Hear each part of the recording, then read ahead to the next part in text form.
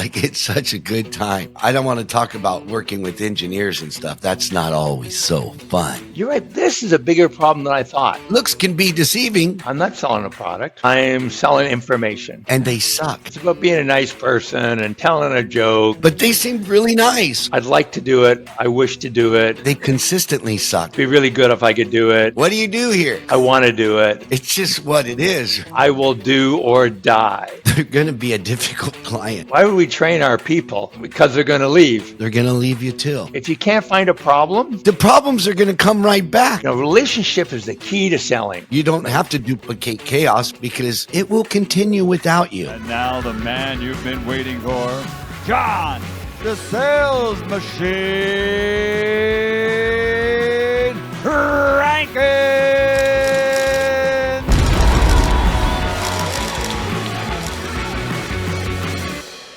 All right.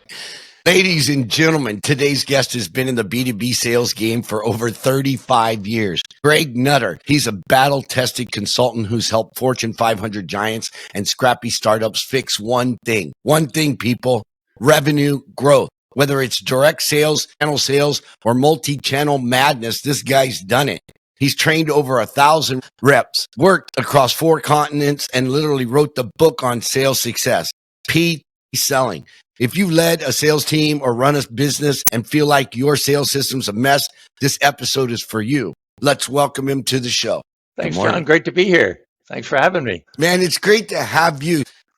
Literally, let's jump right in. How did you get involved in sales and what led you to PPP, A to Z? Well, that's a big question. So what got me into sales? I started my degree in computer science, math major. Wanted to program. At the end of my degree, I decided I preferred to talk about it more than I wanted to do it. And so I ended up in sales. I started retail sales. I started telephone sales.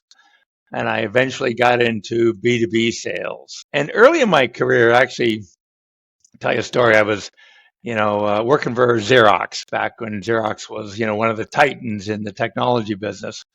And they brought in a guy who was, polished, had that look, was sure that he was going to be, our next superstar. And he was terrible. He just flopped. And I looked at this guy and I'm, in my, late 20s, and I'm looking at this guy and thinking, scared the crap out of me.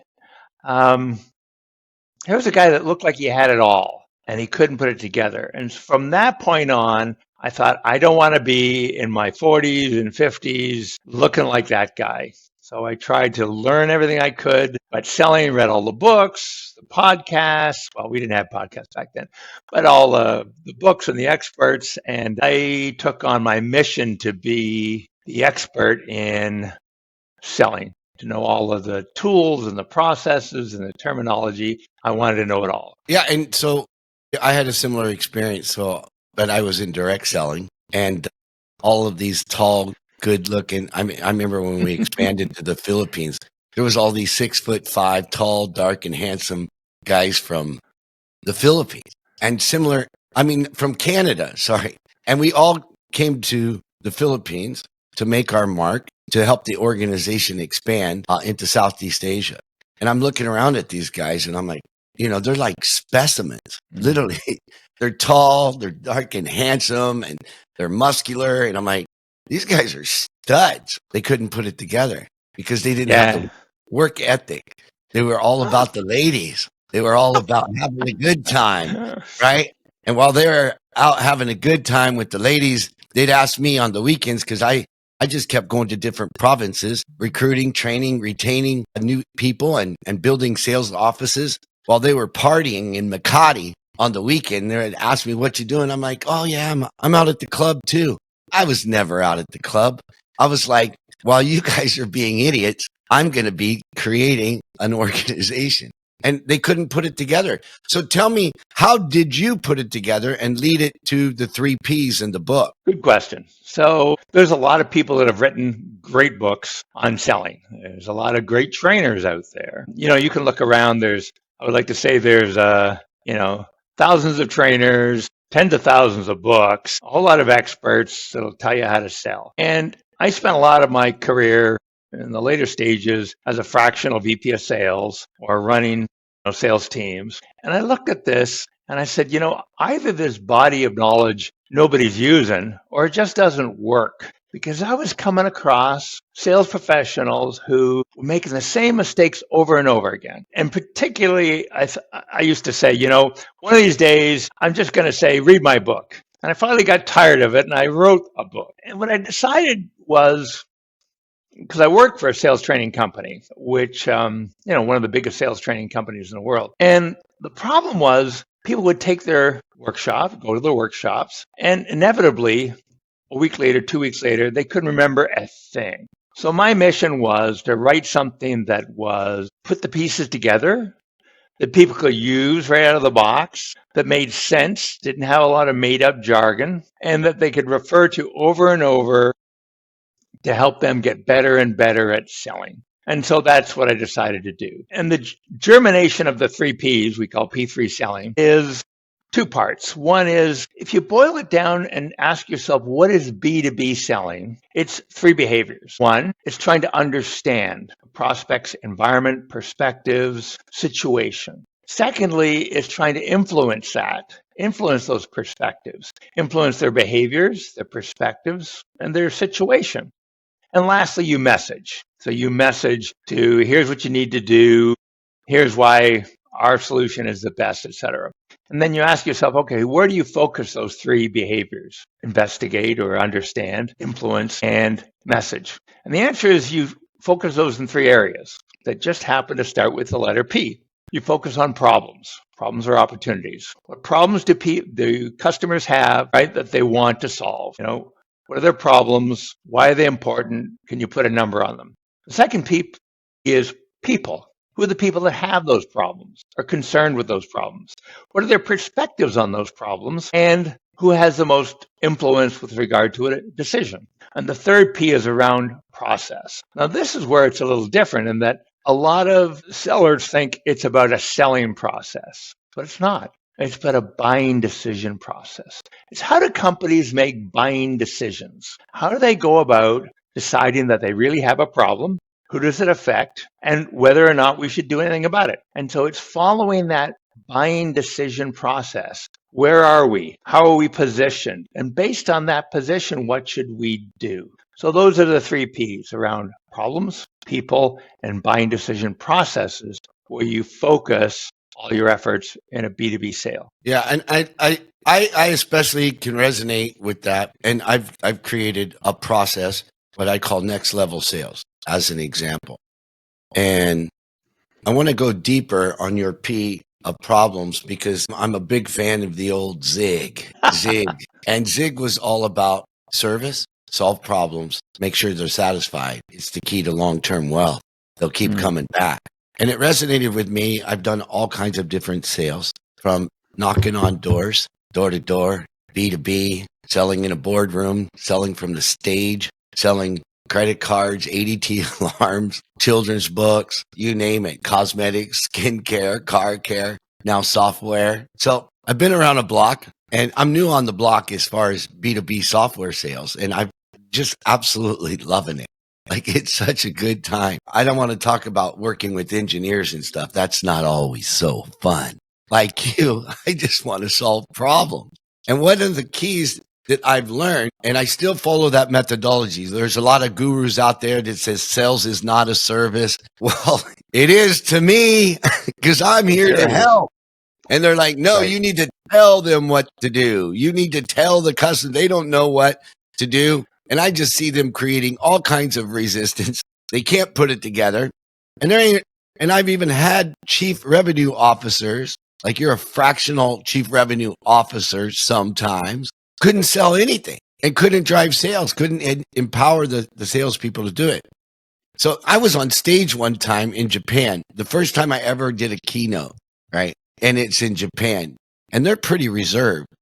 And I'm doing this keynote, and I'm there because I built literally thousands of people, and I have a sales team at that time about 900 I'm managing. And I go there and I start to speak, and there's a translator, and it's all CEOs, Sony, Panasonic, just the list goes on and on. So I get up there, and within 2 minutes, the CEO of Sony stands up and says, "Why should I listen to you? You look like one of my average salesmen in your suit and tie. Like, how am I going to get value? I mean, we're an electronics company." Just right within 2 minutes, right? And I was already nervous. I was nervous. It was my first keynote. I was a young guy. I was like 27 years old, having barely made my first $1,000,000. And this guy just hammers me in front of like 200 CEOs. And I said, wow. And by the way, I just bought a $2,000 Xenia suit. I'm like, wow. I couldn't have dressed better, right? And I'm like, well, I think you're absolutely right. I think you're absolutely right. I don't think you're going to learn anything from me at all. If your mind's not open, no one's going to teach you anything. But I'm not here to sell you anything. I'm here to serve you. And if you get value, then you will have did really well for the next 2 hours. And he said, and that's what he did. He went, and he sat down, and the audience stood up and gave me a standing ovation in Japan. Wow. And then I was wiping the sweat off my brow thinking, holy shit, did I dodge a bullet? But I walked off that stage because I was already nervous. And I told myself, never again, never come from ego. When in service, never nervous. I got this. I got this. And never again will I worry about what anybody thinks of me. And I will always come from service. And that's what you talk about in identifying that problem. But there's a key there in identifying that problem that's huge for B2B sales. And I wanted you to go into that and then I'll share my experience because this is, interactive and for our audience to listen, what is the psychology and the methodology or the technology out there that's really going to help them? You said identify the problems, but most importantly, the numbers around those problems is what's key. And I always talk about the economic value that we bring or the economic impact. Richard Harris talks about that in his neat selling. I have next level selling. What is the key to identify those numbers and what's the purpose for the outcome? So I'm going to go back to something that you mentioned just a little while ago, John, is about, being in service. And I think that's a great way of describing selling. When you're trying to influence, you ask about how do you influence people? And you shouldn't think about it as a manipulative process. It goes back to exactly what you said. It's about being in service with people to try and create awareness of a problem, awareness of the importance of a problem, the awareness of the value of solving that problem. And what a lot of sellers miss in the early stages is that creating awareness is telling. It's like, John, you got a big problem. You need to fix this. It's got to be costing you to pilot. But the reality is that telling doesn't create a lot of awareness. It doesn't cause people to go, really, I hadn't thought of that. What causes people to become, and there's a quote I have in the book, it talks about creating awareness is all about, or influencing is about creating awareness around a current state, getting people to think about their current situation. And the powerful way to do that is two ways. One is asking questions around their current state. What problems are you having? Might this be a problem for you? Right? The classic discovery. But where some of the training goes awry, and I was in a workshop, about a month ago, and I said, well, what if somebody doesn't get it? I'm saying, John, how could you improve your business? I don't know. How could you be more profitable? I don't know. Right? And so there comes a point when just asking questions around discovery just doesn't work. And so the switch is we call suggest. And so I'll say, okay, John, I get it. But I was talking to another podcaster, business owner like you not very long ago. And we talked about how his business could grow 10 times by doing this one or two things differently. Would you see value in that? And so what I'm trying to do is create awareness into an area that you had never thought of. I'm trying to create light bulb moments. And so if you look in my book, the cover is a light bulb. And the whole idea is that by getting you to go, Greg, I hadn't thought of that. That's a really good idea. That's the service that a good seller is all about. Creating awareness, getting that light bulb to go on and people to go say, you know what, Greg, you're right. This is a bigger problem than I thought. This is more expensive to my business than I had originally thought of. How do we address it? right? And so to me, that's really the influencing portion that a lot of sellers miss when they just say, hey, can I tell you about my product? Can I show you how good it is? Can I tell you all the other people that have bought it? That doesn't create a lot of awareness, not a lot of light bulbs. Yeah, I get it. And especially when it's, if a lot of the times I find it's the fact that beyond rapport, it's being relatable, right? And a lot of the times when I'm doing discovery, and discovery to me is like gold mining. You're literally mining for gold to figure out how you can make that customer more money, whether you're an account executive, whether you're an SDR just starting out, or a business development manager. Business development manager to me means that you can actually help that individual develop their business and make more money. Yep. That you can also establish your own value in discovery by showing them how a solution essentially can pay for itself. Yep. Because in the absence of value, everything comes down to price. And now you're in a price war with either a commodity because you haven't established your value. And in addition to that, what I find, and I want you to pounce on this, even though I know you're not a pouncer, but you're an influencer. How often when you go in and you're working with clients and you're doing discovery and finding out what their challenges are and why they actually took the meeting and what's happening, what are the challenges and the problems, do they tell you their problem and you realize that what they think is their problem is actually not the problem? It's not the root cause. Can you speak to that? Sure. In fact, I'm going to go back a little bit to what you said and then link to your question. So you talked about establishing some kind of a relationship with someone.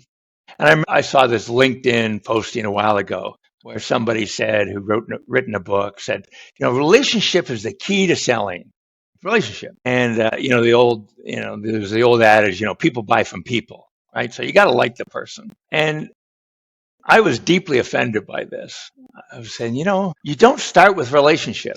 First off, what's a relationship? Is it a friend, someone to hang out in the pub or the bar? Or is it, what kind of relationship are you looking for? So my point in this is that relationship is not the starting point. Relevance is the starting point. Amen. Right? And so if I come in and I talk to you and I say, John, I'm not sure what your problems are. I'm not sure the things that you're wrestling with, but I've been working with people, small companies like yours, businesses like yours for a long time. And would you mind if I share a little bit of what I've seen? I've seen challenges with cash, challenges with hiring the best salespeople, about getting them up to speed around turnover, right?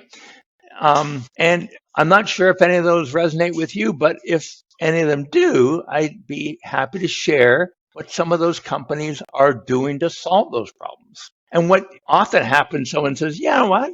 Greg, you hit on a couple that are really hot buttons for me. Can you share more on this? And so now it's not relationship. I've established relevance. I have some kind of understanding of your business. I'm coming with a knowledge of what other people are doing to solve it. And so at that point, I'm not selling a product. I'm selling information. I'm sharing what I know. And all of a sudden I'm relevant.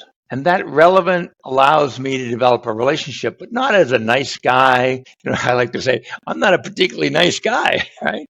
But I sell a lot of stuff because, like you said just a little while ago, John, I can bring relevance and therefore help people solve problems. And that's the key to B2B selling. Amen. I call it the 3 R's. Be real. Don't try to be anybody that you're not.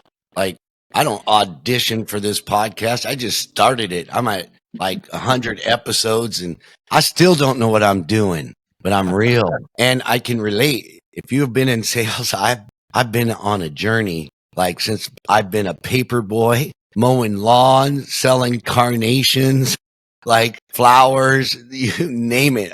And I was doing this at 11 years old, right? And it's all I know how to do is be real, come from service. I don't have to be nervous.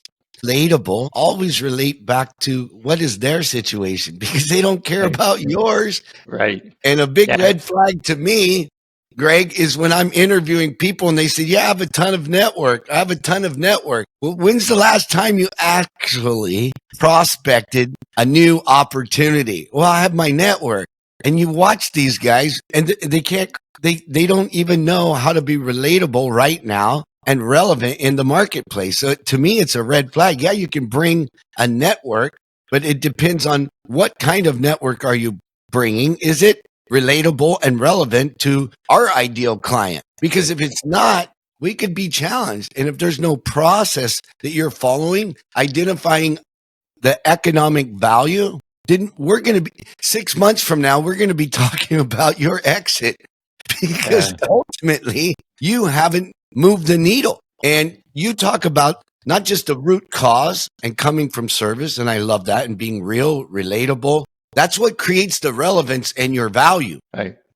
And I'm going to go back to something you just said there a while ago. You talked about, talking about price. Who cares about price? And I like to say, until you've established a problem or an opportunity that somebody has decided they really want to fix, then any discussion around pricing, process, authority, decision process, competition makes no sense. Absolutely no sense. It only makes sense in the context of a problem that somebody wants to solve or the opportunities that somebody wants to capture. So until you're there, any discussion on product makes no sense. Amen. And any discussing on a package, that's, I literally created a process called Next Level Sales, because to me, sales is a service. And what does that mean? It means when I meet you and I'm having a discovery call, or I'm sitting down with you to find out what are your challenges, what are your problems. Ultimately, what I want to know is, where are you trying to get to? What's the next level for you? I mean, we're having this meeting just out of curiosity. Why'd you book the meeting? Or during this process, where'd you see the value? What actually attracted you to us? I want to know all about you, and how do I take you to the next level? Because then I know I'm in service. To me, to know that I'm in service is to know that I can solve a problem and take you to the next level. Not just eliminate that problem, but allow you to go to the next level. And the only way I could do that is to find out what are the root causes and what is it costing you?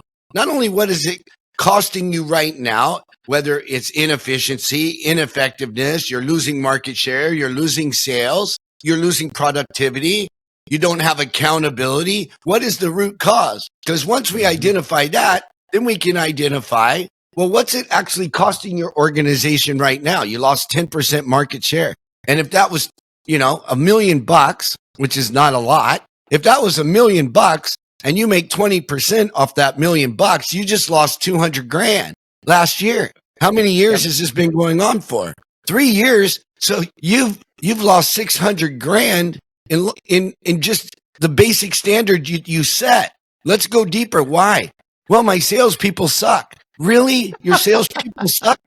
I met Francis and Vanessa outside, and you know what? They seem like really good people. I mean, looks can be deceiving because they're good-looking people, but they seemed really nice. Do you have a sales system? Deer in the headlights. No, not really. They just suck. Well, why?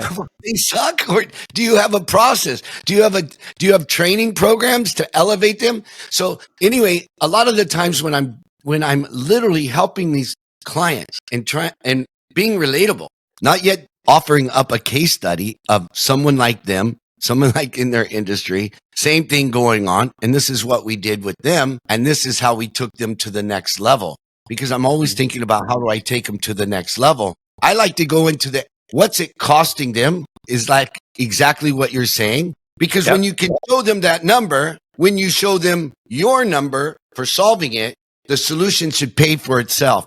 Always.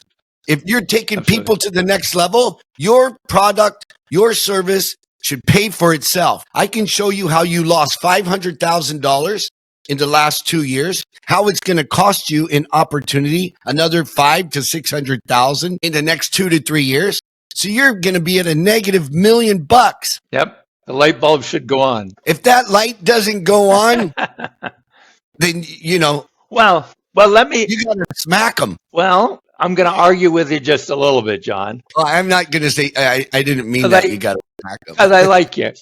But here's the thing. Not everybody wants to solve the same problems. So just because you say to somebody, hey, you're losing $500,000 a year, There are certain business owners who are going to say, I don't care. I don't care. Right? They may have different things that motivate them. I want my staff to be happy. I want to have this image in the community, whatever. And the problem with a lot of sellers is they assume. They assume that if I tell you you're losing $500,000 a year, you're interested. But not everybody's interested in the same things. So the trick is, as a seller, I often come in with preconceived ideas of what will motivate you. And a lot of times I'm wrong. So it's not about me figuring out or telling you that you can make an extra $500,000 a year. It's about me figuring out, what do you really want? And it may not be $500,000 a year. And how do I get you what you want versus me to tell you what I think you want and therefore show you how to get it? Because that's a disconnect. As sellers, we often go in and we know all the problems. We know what businesses are facing. We know all the issues.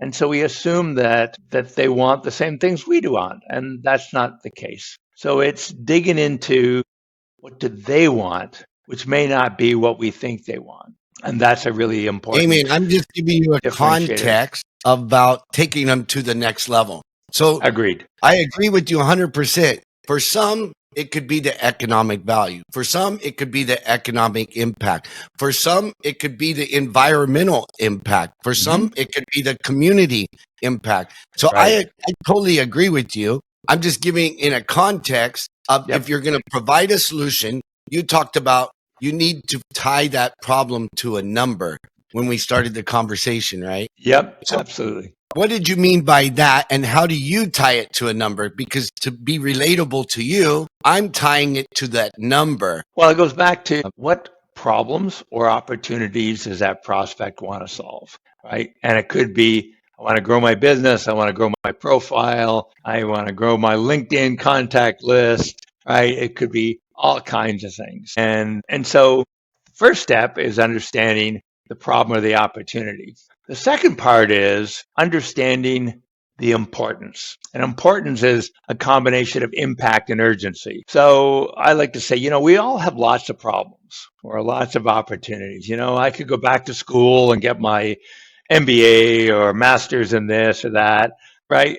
There's a lot of things that I could do from an opportunity standpoint, a problem standpoint, but we don't solve all the problems that we have.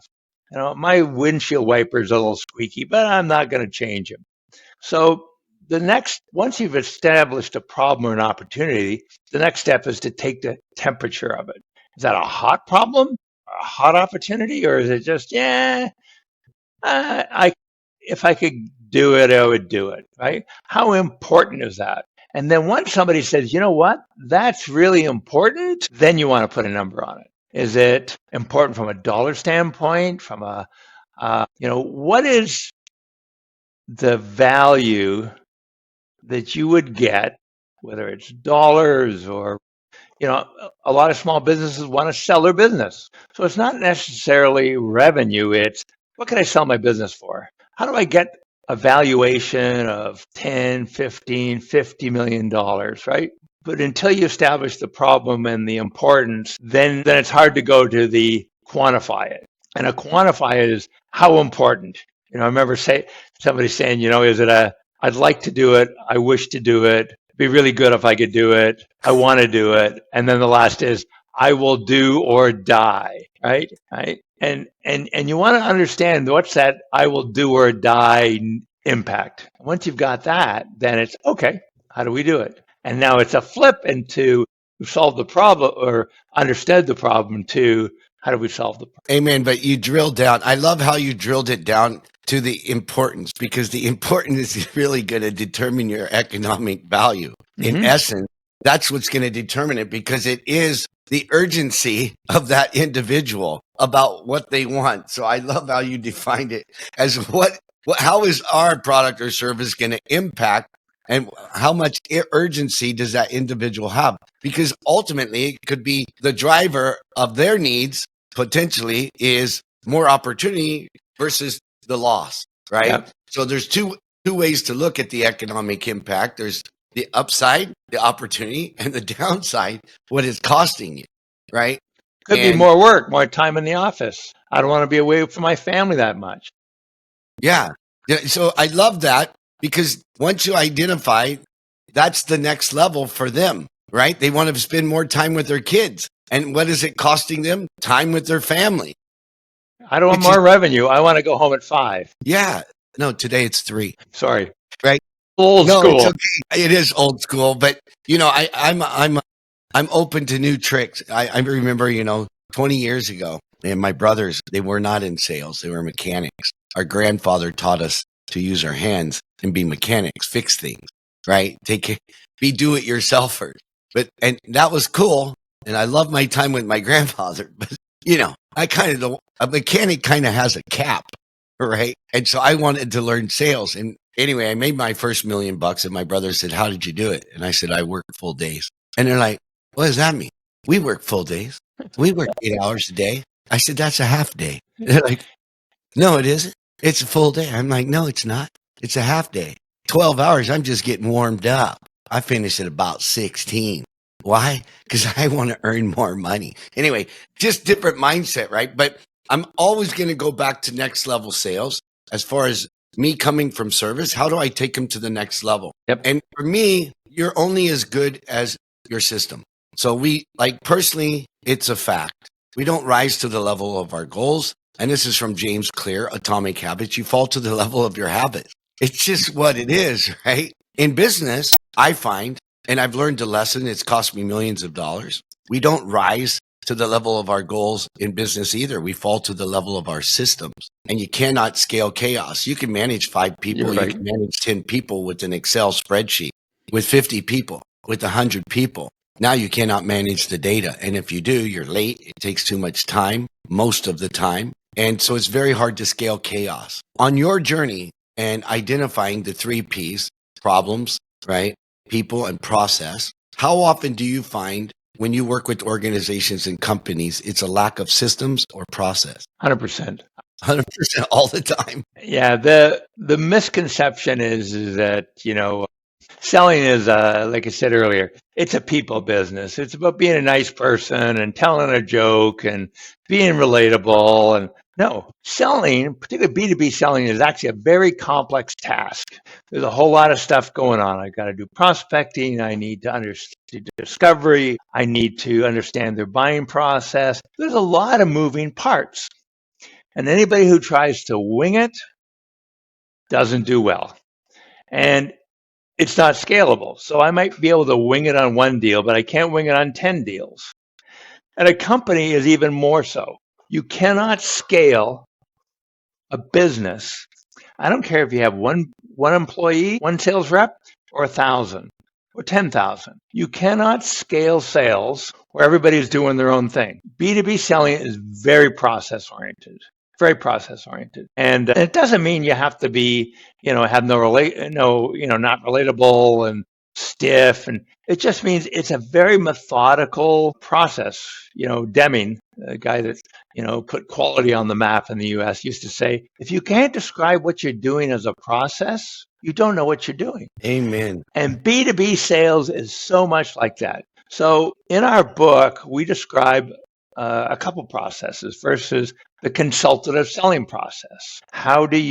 What's the proper way to discovery? We talk about the strategic process. How do you navigate and influence around a buying decision? Not a selling, a buying decision. What's your process for analyzing a sales opportunity, whether or not you're winning or losing, and what should you do next? What's the process around analyzing your pipeline and pipeline around deciding as a seller or an organization, what should you do next? And the biggest thing is, as a sales manager or sales leader, what's the process you need to be using to manage your team, coach your team, develop your team? There's 5 key management touch points in selling.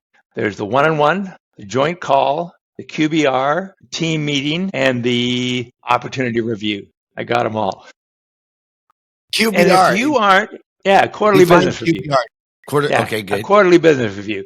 Where's your pipeline, basically? And if you aren't doing those 5 things in a very methodical, process, consistent way to coach, develop, and focus your people, then you are failing as a sales leader. And so that's one of the elements that we focus on in the book is what's the framework? So P3 selling has tactics, strategies, processes, but fundamentally it's a framework. It's a framework of how to sell, and it's a framework on how to manage. Because the more senior you get, from a sales rep to a sales manager to an owner, you need to be much more process oriented, because winging it will not get you there. Amen. I always say if you want to win it, you cannot wing it. Yeah. Because like I love American football. And I say that because I live internationally.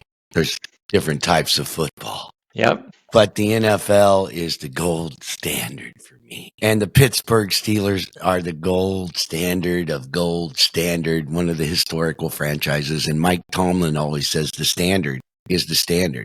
And that standard, there has to be a system and a process behind it. If not, why so many NFL teams fail is the culture they've established and the process they have. And they go through head coaches, like the Cleveland Browns go through head coaches and quarterbacks more than anyone in the NFL.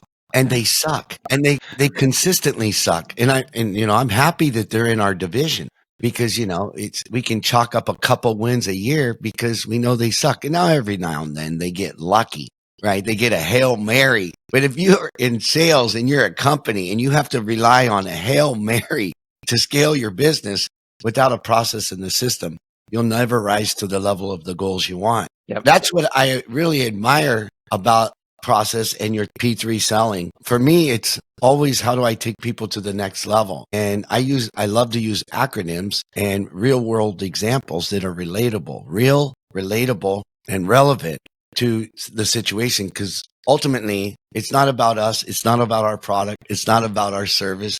It's always about them. When I train new salespeople, I always walk to the front of, whether it's our company, and I've trained lots of other companies' sales teams, I always walk straight to the room before I say anything, and I write on the board, nobody cares. And then I ask them, what do you do here? And I go around the room, what do you do? And it's all salespeople. And so many times I'll get several different answers from several different salespeople. And I already know they don't have a process, a system, or the same messaging.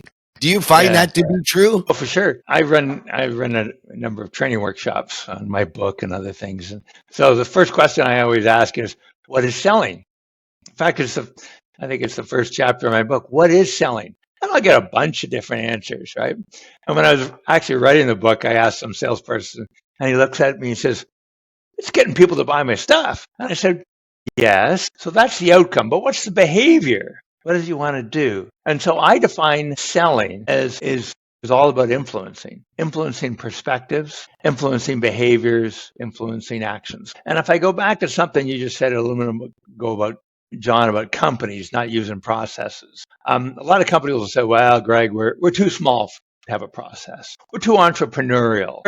We're a bunch of free spirits. And I'll tell anybody, there are three keys to scaling a business from the sales standpoint. One, you need a sales process. Two, you need a sales management process. And three, you need consistent execution of both. And if you do not have those things, you cannot scale your sales team. A lot of people think as well, it's just hiring more people, throwing more people at it, right?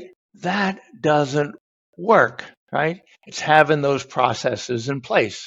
And without that, you cannot scale your business. You're just wishing. And it's more important for small businesses, small, mid-sized companies. And people say, Greg, here's our formula for success. We're just going to go out and hire some really talented salespeople, the best salespeople we can find.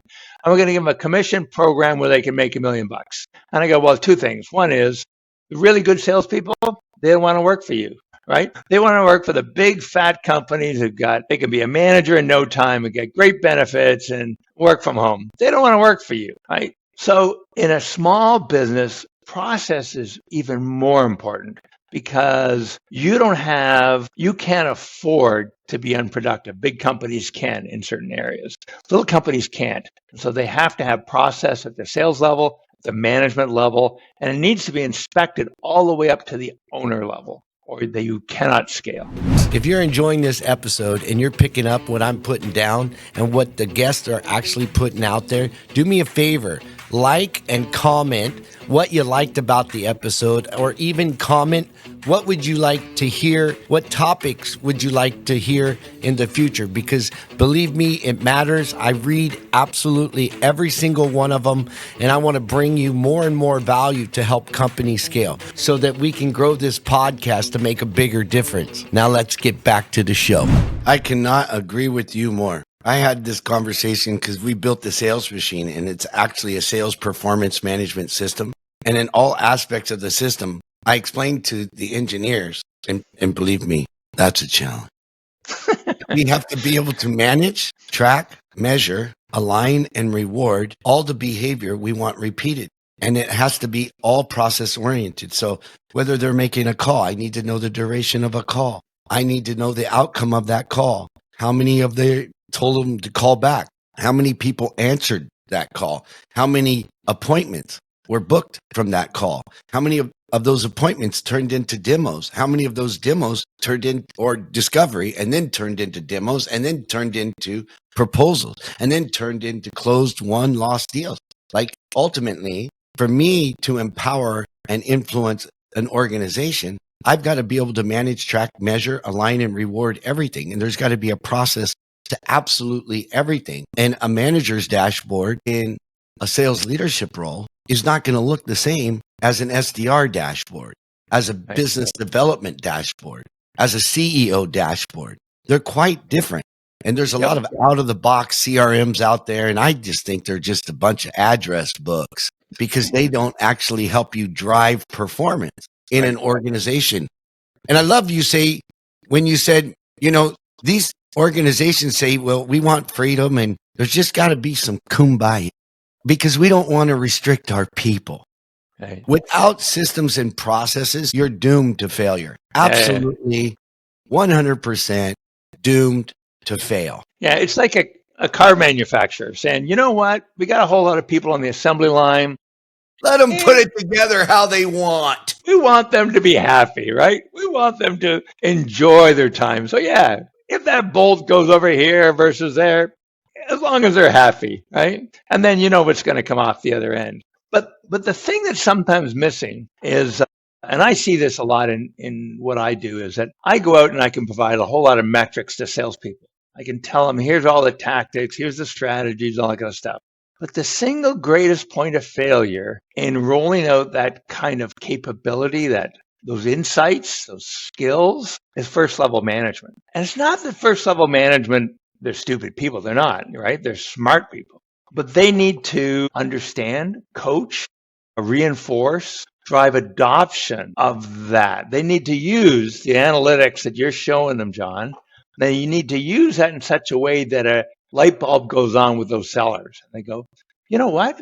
That's right. That's not just a number. It's, I need to do this differently. And it's the sales leaders that need to provide that connection, that bridge. How's that metric? What do I do differently? And then having that constant review cycle. I've rolled out some big programs, and I'll tell you that my favorite one, big US technology company. I went into one of their teams once and I was training them on partner management. Manager meets me at the front door and, Greg, really glad you're here, and walk me down the hall, open the room, and there's our 30 partner managers. And they said, yeah, here's Greg Nutter. And sales manager waves and says, have a good day. And I'm thinking, how can this manager understand, reinforce, drive adoption on very complex concepts when they don't even sit in the room, when they don't even watch? Managers are actually harder to train than sellers. A lot of sellers really want to learn, really want to, because their paycheck is involved. But a lot of first-line managers, they're very set in their own processes. And so the trick is, how do you get them, develop confidence in them? So I started developing managers coaching programs. How do you take, the analytics, John, that your platform's developed, and how do you use it? Yeah, especially, because there's two places in space. And that's why as far as influencing, developing people and changing lives, I had a slogan with one of my companies. And that slogan was developing leaders, changing lives, because I believe in leadership, leading by example, not necessarily management. Management, I feel, is telling people what to do instead of showing them how to do it. That's why when you said how much of your time in your 5 pillars of managing the sales team, you said, the metrics are, do you spend time with them one-on-one? Do you get on a call with them? And are you there to support? To me, that's leadership, not management. And Right. you also mentioned, these little companies that don't want to, implement, because I don't want to say enforce, because nothing works through force. Everything fails through force except for using the force on Star Wars. And that doesn't fucking work in the real world. There's force, there's flux, and there's flow. Flow is where you want to be. And it's not a state like being in the zone that's easy to get into for that salesperson. And I'm a big fan of Lisa McLeod. She wrote Selling with Noble Purpose and Leading with Noble Purpose. Like, just magical. Coming from a place of nobility and service, like Zig Ziglar, like a lot of the processes and the systems and the P3 system that you talk about. And when you said, some of these companies are just wishing, I always say, wishing is like fishing without a fish hook.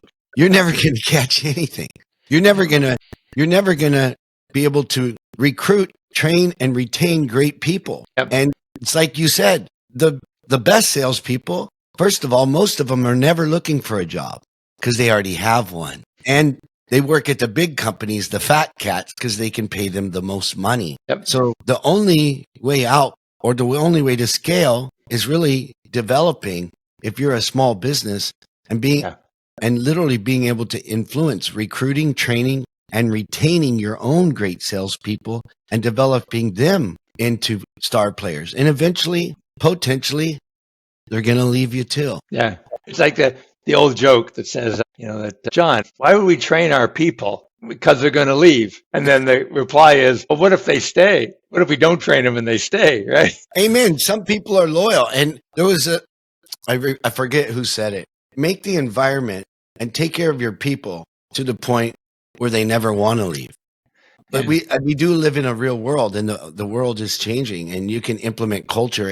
And a big thing about scaling a business for me is 100% culture and taking care of your people. And another thing is eliminating toxic people, because they're an absolute cancer. They talk about every day they have a new problem. Every day something else is wrong. Every day, blame the management, blame the product, blame the company. They're just victims. That's their entire mentality. And if you don't cut them out, it's like cancer and it spreads. But I want to get in deep now. And I know you potentially might be limited for time, but this is gold. Oh, I'm good. You're giving up the gold, especially for small, medium, or even large enterprises, to know that there has to be a process. There has to be a system in order for you to duplicate it. You cannot manage chaos.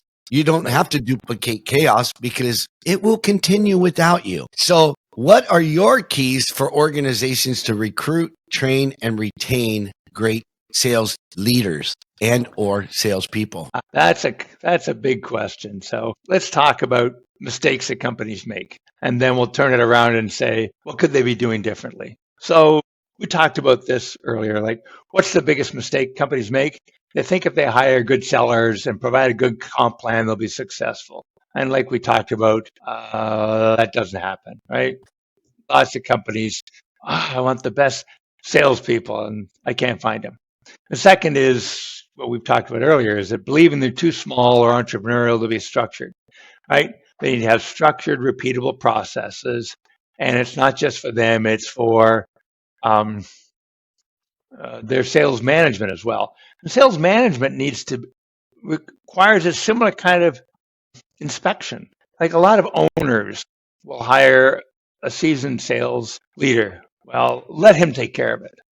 And I said, sales is way too important to leave it to somebody to take care of. That owner needs to be involved and say, what's going on? What people are doing well? Which people aren't doing well? What's our process to get them on track? What are you doing about it, right? And so managers need to have, and it's not to say that managers don't know what they're doing. It's like, but it's asking the question. It said, oh, you know what? I really haven't been spending enough time with Bill or Jill or, Fred, and I don't really have a plan in place. Maybe I need to focus on one. Another big problem, is that a lot of training, talk about training or processes, are salesperson oriented. They're not focused on management. How does management do their job in those 5 areas? What are the tools for them? How are they developed? And then when it comes to skill development, strategy development, I think the biggest mistake is to treat training as an event, right? A lot of companies, well, let's bring Greg in for a day, maybe 2 days. And at the end, hey, was that really good? Was Greg fun? And then we go back to doing the same job, right? So treating training as an event, we do once a year because HR says we have to. So, there's the event, there's the skill transfer, but there's the transformation. We're trying to develop and drive a new business growth. And that's different. That's Amen. a continuum that is tailored to build not just skills, but adoption throughout an organization so that the business grows. So those I see as kind of the 5 biggest gaps that companies miss, is that they, they think if I just got a really good salesperson, or I really gave them a good comp plan where they could make $1 million, or I just give it all to a really highly talented sales manager to make it happen, right? Or I bring Greg in who runs really good training, right? Those are just one-off things. And you said it a few times, John. A lot of it is culture. It's a culture of we're going to have systems, we're going to manage our processes, we're going to be consistent, we're going to use them every day to drive day after day improvement. We're not looking to do something once. We're looking at a continuum. How do we continually get better and better and better? And that's how you scale a business. Amen. I have a really good friend named Bradley. He's the founder and leader of Lightspeed VT. I don't know if you know it.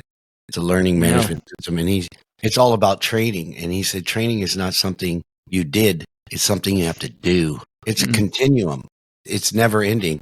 I've been literally, I walk into a meeting room of my salespeople, and even if it's my sales leader, and I always start off with ready, and they always come back with every day, because we got to get down today, because today makes a difference. So I go in, and there's thousands. I go in meeting rooms all throughout Asia of organizations I've trained, and if they invite me in, I still to this day go in and say, ready. And they say, and they'll scream, whether it's Thailand, Indonesia, Philippines, Malaysia, Singapore. I just walk in the meeting room and they know what they're going to get. And I say, ready. And they all scream every day. And I just love that we have that culture. And because I think the greatest strength in sales and the greatest strength to have as a sales leader is empathy and influence. Because when you really care about people, they care about what they're doing more. Yep. Yeah. And the second thing, which I really like what you just said there, John, was whether you're a seller or a leader, it's all about continuous learning. It's about saying, you know what? I know a lot, but I don't know it all.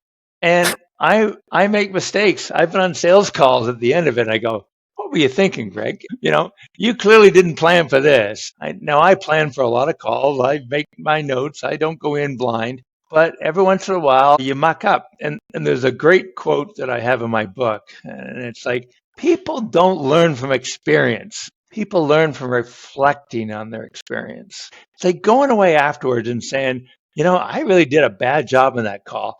I didn't move it forward. Or as a leader, sales leader, you know what? I'm having problem getting Bob, Bill, Mary, whatever, to adopt this. What could I be doing differently? And it's that reflection is where we really learn and we improve. And I think as all leaders, it's all striving, it's recognizing that we're never at the best that we can be. We can always be a little better. So you've heard of Home Depot.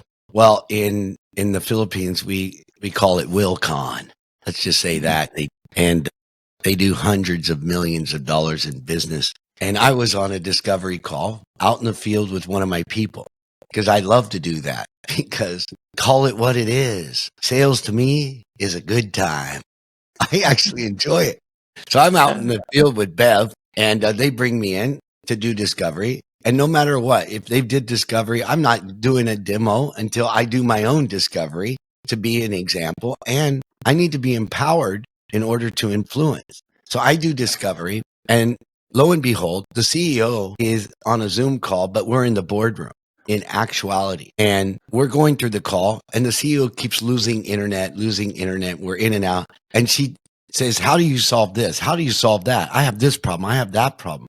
And I said, well, in essence, this is how we've done it. And with others, same industry, a similar situation. And this was the outcome after having done that. Anyway, in and out, in and out. And then eventually she busts through the door. Apparently, she was upstairs. And she busts through the door and my team's there. And I'm like, hi, how you doing? I thought you were at home. And she goes, nah, but I'm really busy. Anyway, I like what you hear. So the people moved away from me. She sat in a chair and said, tell me more. Solve his problem. We invested in this technology. It's the most popular CRM in the world, and no one can use it. I spent this much money.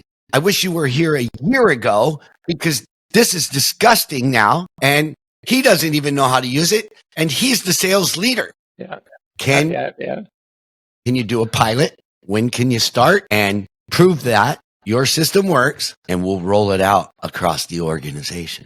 Yet I left that meeting and I always ask for feedback of the team. What could I did differently? What can we learn from that? Because then I went to another meeting the following week to a company. I don't need to mention them, but they do renovations and construction and projects. And we've signed, a multi-figure deal with one of the biggest ones in the country. And this is, a smaller one, but lucrative. And, they still do 20 million US in sales a year. And in actuality, I didn't establish enough of the economic impact for them, and everything went down to price. And I left there and I was like, I sucked. I totally sucked. I totally did not establish our value. And you know what? What can I do differently? And I went around with Bev, with Vanessa, so key accounts and business development management. And I'm like, see guys, we have to stick to a system and a process, because at the end of the day, this can happen. And the truth is, I can serve them better. Ultimately though, they're going to be a difficult client. I don't know that I want them either, because they don't see the value. Yeah.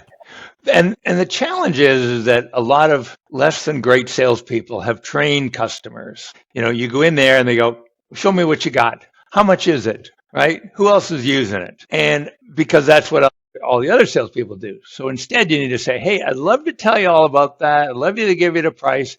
But before I do, let's put that over here. Tell me about your business. Tell me what's keeping you up at night. Tell me what's really concerning you. I've heard that a lot of people in your business have these kinds of challenges. Are you seeing that? And so I put the product and the price and the features aside. And someone said, well, yeah, just show me a demo. You know what? I'd love to show you a demo. I want to show you a demo. But I can't put it in perspective until I understand what you're grappling with, what you're wrestling with. And if you won't tell me, then I'm not going to show you a demo. I'm going to leave and let the next person do a demo, and you're going to buy something you're not happy with. So it's being prepared to walk if someone doesn't tell you that they're having a problem. And at the end, you'd say, well, it sounds like everything's going great for you. That every year, you're on top of the game. So I don't have anything to sell you. I don't have a product. Price doesn't matter. You're doing well. And when these kinds of things are a challenge, I'd like to talk to you again.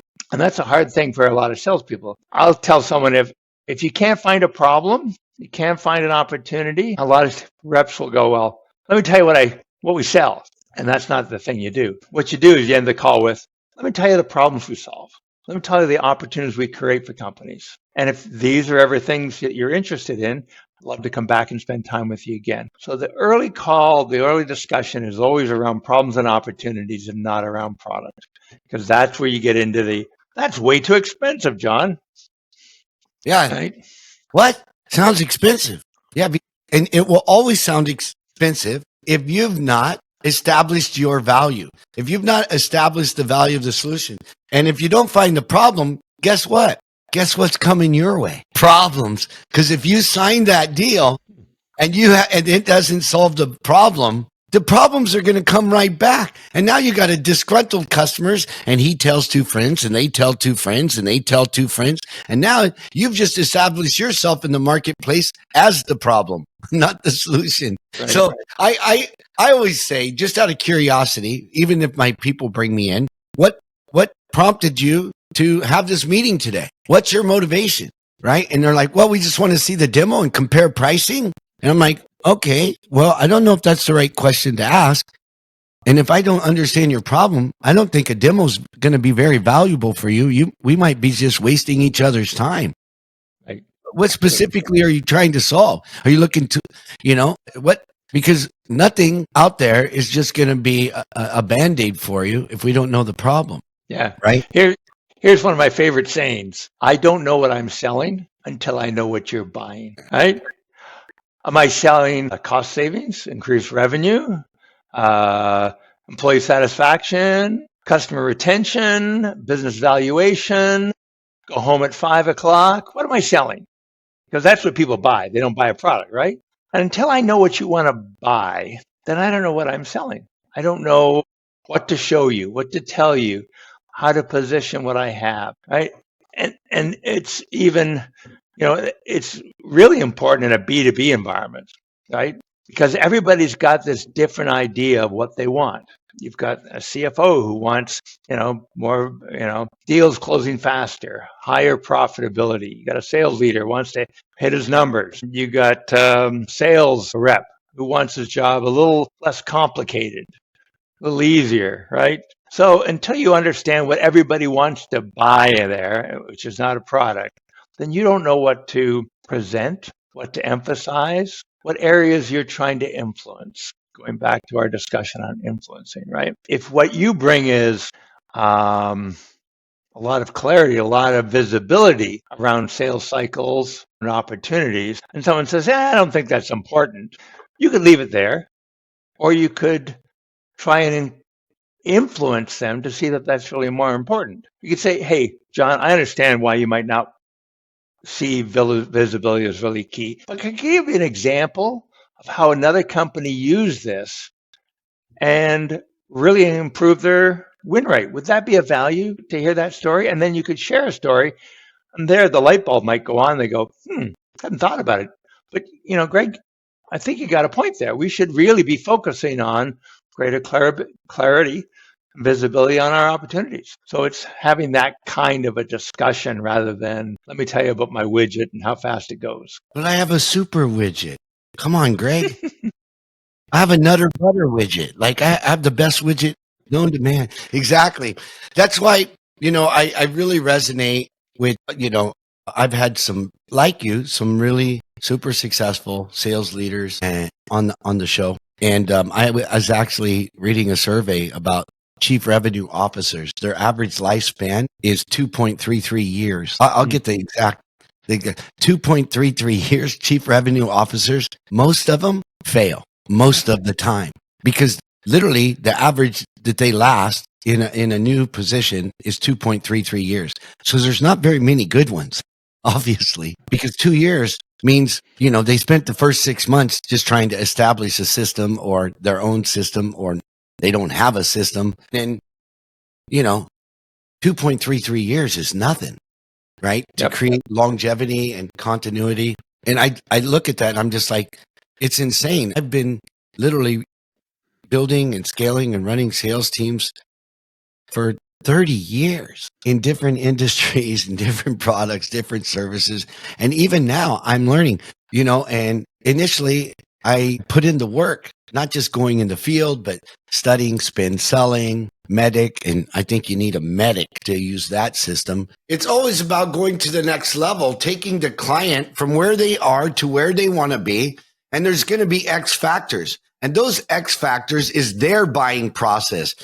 And are you going to be literally getting a sign off from the chief technology officer? Is it IT? Is it the sales leader?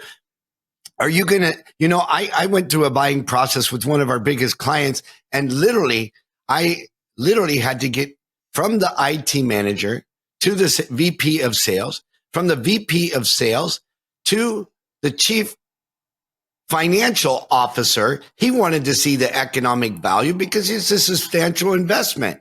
But we're going to substantially move the needle for them. And then it went to the boardroom, to the CEO. Paint the picture. Show me how you're going to solve our problems. And once I had done all of that, I'm like, we're done.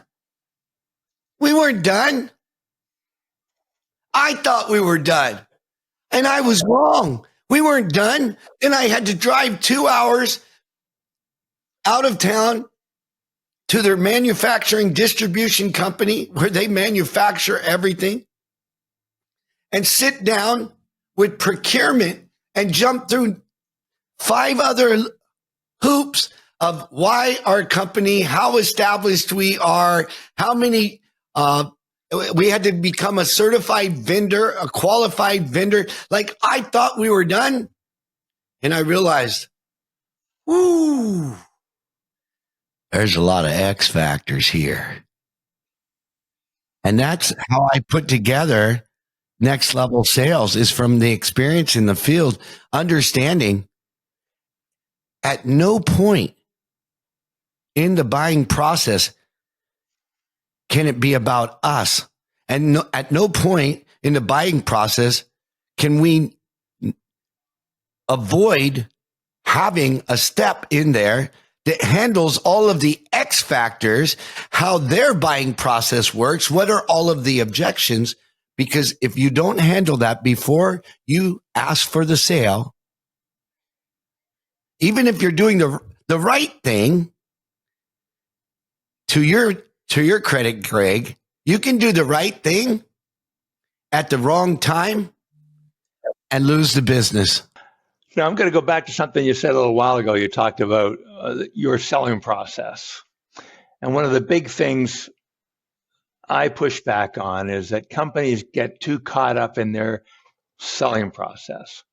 So we do prospecting, and then we do a discovery call, and then we, maybe establish the need, and then we do a demo, or we do a proof of concept or whatever, and then we do a proposal, and then we ask for the order. And so my problem with that is that that's a sales process. But instead, what we need to do is follow, and you said this just a little while ago, John, the buying process. Companies go through very predictable stages, 5 stages in a buying decision process. And so where they are in that buying decision tells us what we should be doing as sellers. So just because I've just done discovery doesn't mean I should be doing a demo or proof of concept. It's like, where are they? Have they decided that they're going to fix the problem? Are they doing what we call information search? Are they evaluating alternatives? Right? Are they in the final stages of making a purchase decision? So where they are tells me what I do. Now, here's something that might resonate with you, John, is that this is something that I often have a challenge or complaint about typical CRM systems. Is if you look at a CRM system like the big guys, what are the stages? Prospect, discovery, needs analysis, demo, proof of concept, proposal, close. And I ask myself, is that what the prospect's doing? Or is that what the sales rep's doing? It's what the sales rep's doing, right? And I always argue CRM should be set up based on what's the prospect's doing. Because if the prospect hasn't decided to make a change, but the seller's presenting a proposal, exactly what you said a few minutes ago, John, then it's the wrong thing at the wrong time. And you look either stupid or you get thrown out the door, right? So it's all about aligning to how companies make buying decisions. knowing where they are tells you what you should do. And, a lot of, sales leaders say, well, our sellers would never be stupid enough to give a proposal when a company's not ready to make a decision. And I go, really? I've seen that a lot of times, right? Because they're following a sales process. They need to be following the buying decision. So I would say selling follows the buying decision, never the other way around. Is that as a seller, what is your primary role as it relates to somebody buying from you? Now, a lot of people will say, well, I'm the relationship manager. I'm there to manage the relationship between our company and your company and our technical people, your buying people, our contract people, et cetera. I say, okay. And somebody else says, no, my job is to be the expert on our product, the features, the capabilities, how it solves business problems, right? And my point is none of those should be primary. Your primary role as a B2B seller is to be an expert on the buying decision process for your product. An expert on the buying decision process. So you should be there to guide, to coach, to mentor all the people. So you're talking to your point, the head of sales. Yeah, that's really good, John. I think we want to buy it. All right, John. So before we go on, I need to let you know, in my experience, purchasing normally gets involved, IT normally gets involved, these people get involved. So we want to engage them now. These are the kinds of things they're going to want to ask. These are kinds of, they're going to want to look for references, and right. So we need to engage them early rather than at the last minute. So your job is to help guide, coach the people that have the problem people, on how to navigate the process people, right? The IT people, the purchasing people, the legal people, the finance people, the engineering people, the plant managers, right? All those people. And if you can develop an expertise in that, that's the best role that you can play. Let me show you how this likely plays out and how we can get you what you want, grow your revenue, and keep all those people happy. That, to me, is a primary role of a B2B seller. Amen. And more, I'm learning this from even being in the field myself, Craig, because I know, I don't know everything. And in actuality, I hired a chief revenue officer, and he was very expensive. I had a couple surgeries, and I let him. They all are. Yeah, I had a couple surgeries, and I literally let him run the sales team. And within a period of less than a year, I had 3 surgeries. So 2 shoulder surgeries, 1 knee surgery. I'm an avid tennis player, and I love to work out. And meanwhile, there was absolutely 0 sales in a year and a half. The salespeople were nagged out. He was blaming the tech team, and they were not even prospecting and getting discovery meetings. And I realized I was naive, thinking, well, I've never built a software company before. So you know what I'm going to do? I'm going to hire somebody who's an expert. And what came about was me realizing when you don't come from service, you're not going to help anybody. When you don't have a process and a system, and he laid his process on my desk, and it was about 600 pages. And I'm like, what is this? This isn't a process. This is a joke. How are you going to literally recruit, train, and retain and scale the business when it's this complicated? And that's when I started doing it myself and going out in the field, studying all the different processes of B2B software at sales. And I started the podcast about a year and a half. Is it a year and 8 months ago or 7 months ago? Yeah. And we did like 100 of these. And I've had Keenan on from Gap Selling. I got you, the great Greg Nutter from P3 Selling. I got Jeffrey Gittimer from the Sales Bible, the Little Red Book of Sales. Literally almost every top sales leader in the world. Mark Roberge, who wrote Sales Acceleration Formula, built HubSpot. Aaron Ross built Salesforce. And the commonality of all of them, of the best, is they care. They have a lot of empathy for helping people. And, you know, Mark Roberge, like you, he's an engineer, right? Like he was never involved in being a career seller. Not like me going door to door.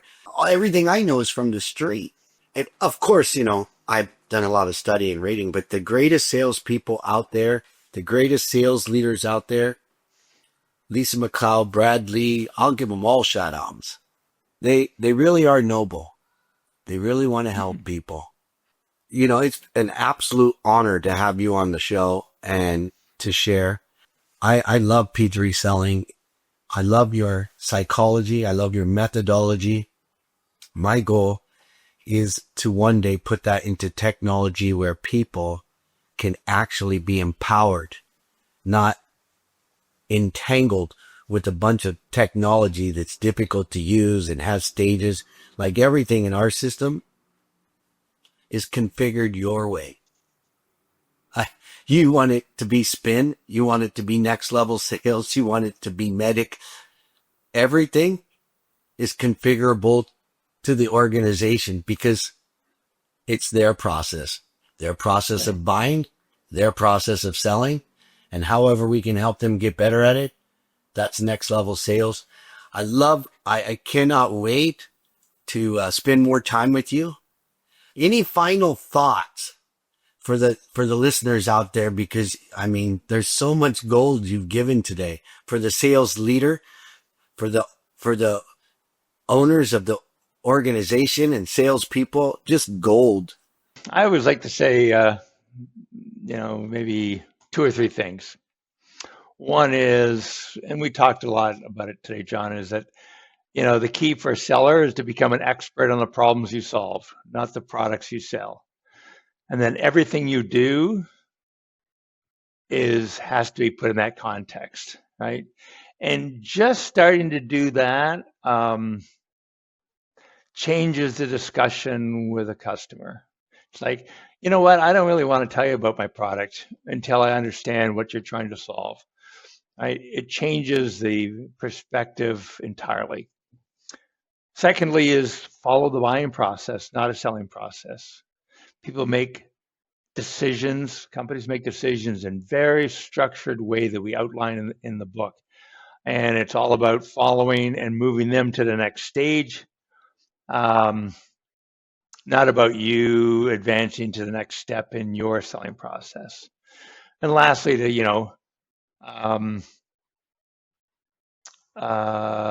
key focus is on being a coach, a mentor to the buying decision process, not to be an expert on your product or the nice guy that takes them for drinks, right? It's the person who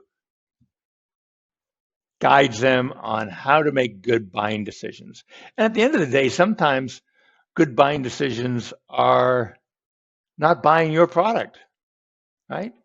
Sometimes you have to say, Mr. and Mrs. Customer, I love you. I'd like to do business with you.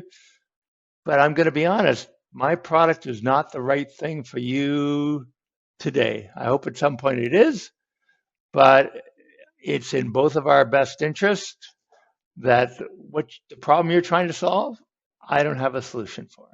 And being able to say that with conviction and sleep at night, even if you're behind plan. Amen. Okay, so where do people reach out to you, find you, work with you, Greg? Absolute gold people. So you can find me on my website, p3selling.com. So P and the number 3 selling.com. That's my website. If you go on LinkedIn, It's Greg-Nutter, Nutter. And I have a P3 selling page on LinkedIn. I write blogs every couple of weeks and post really good podcasts like yours, John. And so you can get my ramblings every once in a while, and I use that to help, reinforce the book, which you can buy on Amazon. Actually, you can buy it almost anywhere. And it's in audio, it's in electronic, it's in paperback, it's in hardcover, and you can find it. I think we've sold it into about 20 countries around the world, so easy to find. Amen. And are you actively taking on new clients or organizations? I am. In fact, if you go to my website, P3 Selling, you'll find a link to our the workshop that we run. We have a workshop that we can run remotely or on site, like virtually. I do. I've done seminars in Singapore and Australia. I worked for the largest cement company in Philippines there on a project, Lafarge, for a while. I've done, and in fact, I like doing work in Asia. So I've done a number of projects over there. So enjoy that part of the world. So no excuses, folks. If you want to take your organization to the next level, you want to scale, and you want to learn how to solve people's problems, enhance your people's skills, and establish process in the business, no excuses. Reach out to Greg. Greg, I'll definitely reach out to you. Thanks for being on the show. Thanks, John. Really appreciate the talk. That's a wrap, folks. Thanks for joining me today. And if you got value from this episode, do me a favor, like, subscribe, and refer a friend. And if you want even more value, go to thesalesmachine.com, click on resources, and there's tons of resources there to increase profits and drive performance in your business. Right on, come on.